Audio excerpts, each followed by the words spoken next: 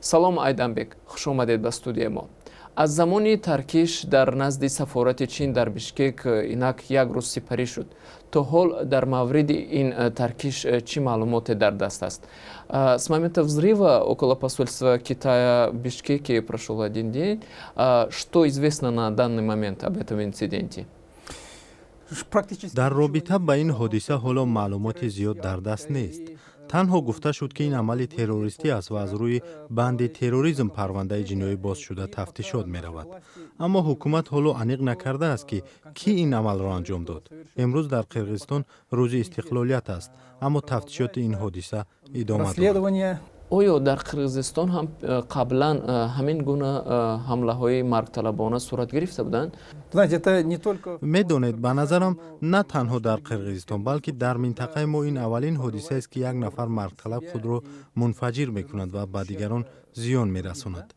дар Қирғизистон ин аввалин ҳодисаест ки маргталаб як мошини пур аз маводи мунфаҷирро метарконад. амалҳои террористӣ ва ё ҳамлаҳои алоҳида буданд. баъзе ҳамлаҳо дар замони президент Аскар Акаев ба шаҳрвандони чин низ ҷой дошт.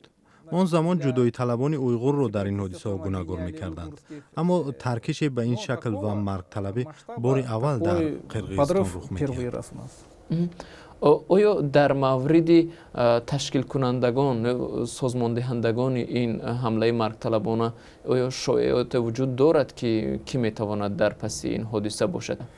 Наши эксперты, конечно, уже делают выводы, какие-то предположения. коршиносони мо аллакай чанд хулоса ва тахминҳоро доранд.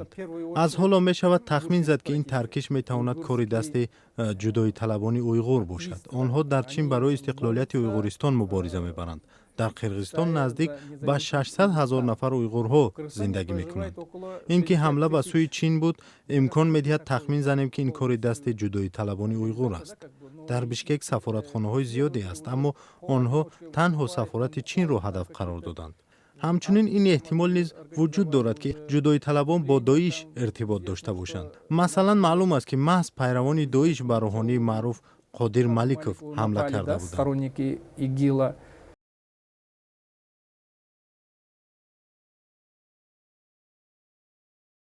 оё онҳои уйғурҳое ки дар Қирғизистон зиндагӣ мекунанд, ино шаҳрвандои Қирғизистон аст?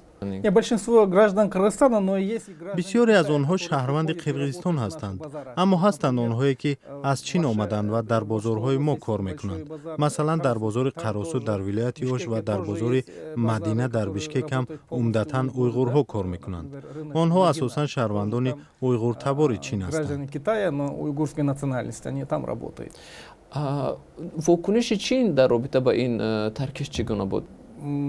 Обещали какие-то вот помощь, да? Но у них была вот такая реакция. чин ин ҳамларо дафъатан маҳкум кард ва аз Қирғизистон талаб кард ки ҳимояи сафоратхонаашро тақвият бахшад.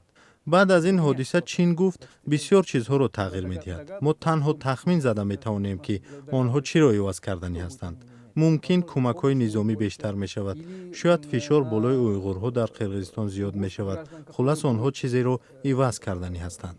Граждане Китая, на них будет давление расти или что-то. Ну, что-то они хотят менять уже. ҳоло сафорати Чин дар Бишкек фаъол аст? сафорат баста нашудааст, танҳо муваққатан кораш таътил шуд. одамонро аз бино бароварданд. ба эҳтимоли зиёд ҳоло бояд фаъол бошад. ташаккур барои суҳбат. Спасибо. Спасибо.